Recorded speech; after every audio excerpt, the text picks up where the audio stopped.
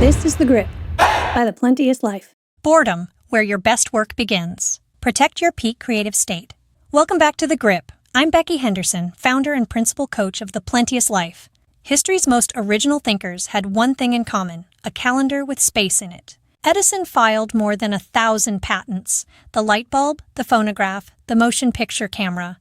He also sat at the end of a dock every day with a fishing rod, no bait, and zero intention of catching anything. When someone finally asked why he never used bait, Edison said, "Because when you fish without bait, people don't bother you, and neither do the fish." It was his best time to think. All of his patents had a common prerequisite: space for the mind to work after conscious effort had stopped. Your highest value work lives inside that state too, but often your calendar crowds it out. This issue of The Grip shows you how to create more of that state on purpose. The most original work you're capable of is gating on it. Peak creative state: how mission-driven founders can produce it consistently. What Thomas Edison, Naval Ravikant, and Steve Jobs understand about protecting peak creative state. Edison knew something most modern calendars have forgotten. Breakthrough thinking doesn't arise while occupied. It arrives after the mind has been quiet long enough to process what it has been absorbing. Naval Ravikant stated, "It's only after you're bored you have the great ideas. It's never going to be when you're stressed or busy, running around, or rushed. The occupied mind can't produce what the unoccupied mind can." Steve Jobs understood this in 1986, 6 months into founding Next. He sent a memo to his team proposing every Thursday become a day with no meetings, no vendor visits, no interviews, so they could each focus on uninterrupted work. He wrote, "Thursday is our day, a day when we metaphorically lock the doors to the outside world and quietly work individually." In 1908, French mathematician Henri Poincaré spent months mapping where original insights actually come from. He called the pattern unconscious work, a period of intense conscious focus, followed by unstructured rest, then the insight. Not at the desk, in the quiet afterward, illumination arriving suddenly and unexpectedly, often during mundane activities. The idle mind, it turns out, is doing the real work your meetings are interrupting. Your peak creative state doesn't happen by default. Edison protected his daily hour at the dock. Jobs protected Thursdays. How are you protecting yours? How to produce your peak creative state by design. What produces a peak creative state for you? Think back to a time you felt most alive as a founder. The last time an idea arrived that was both fresh and completely yours. Notice what was present: space, curiosity, ease, clarity. That's the target. Those are the conditions to design for.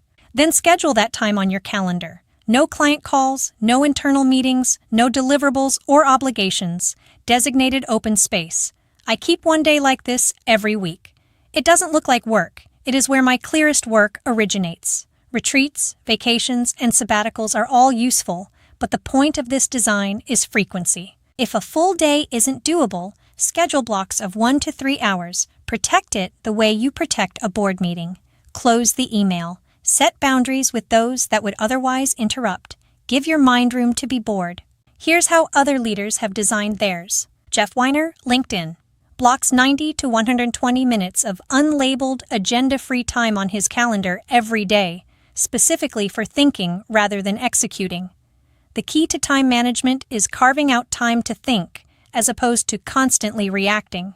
Ray Dalio, Bridgewater Associates, 20 minutes of meditation every morning and every evening before dinner, maintained for 50-plus years.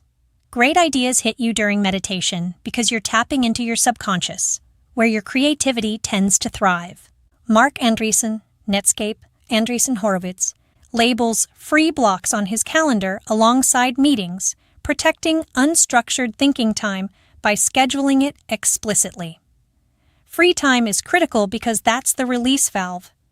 They, executives, just never have any time to actually think, and that turns out to be a fairly important thing. Jack Dorsey, Twitter Square, walked 5 miles to work 3 days a week, no email, calls, or texting for 2 years while running 2 companies. The best thinking time is just walking. Peter Drucker, father of modern management, reserved 3 mornings per week for focused, deep thinking work on major projects, compressing all meetings and operations into 2 days. The effective people I know simply discipline themselves to have enough time for thinking. One of my founder clients does his clearest thinking on his sailboat. Another takes daily walks outdoors. Another blocks one creative weekend a month in a new environment. In the age of AI, human originality is your competitive advantage. The founders who win the next decade will be the ones who produce the ideas, judgments, and visions that only a human mind in a protected state can generate. Edison didn't fish to relax, he fished to invent. Your most important work is waiting for one condition: space. The only question is whether you'll build it. What space will you create this week? Keep creating. Check out the library of resources we've made for you on this channel and sign up to have additional tools delivered straight to your email box every Thursday. Join us at plenteouslife.com/The Grip. This has been another issue of The Grip. From all of us at The Plenteous Life, may you prosper in every way.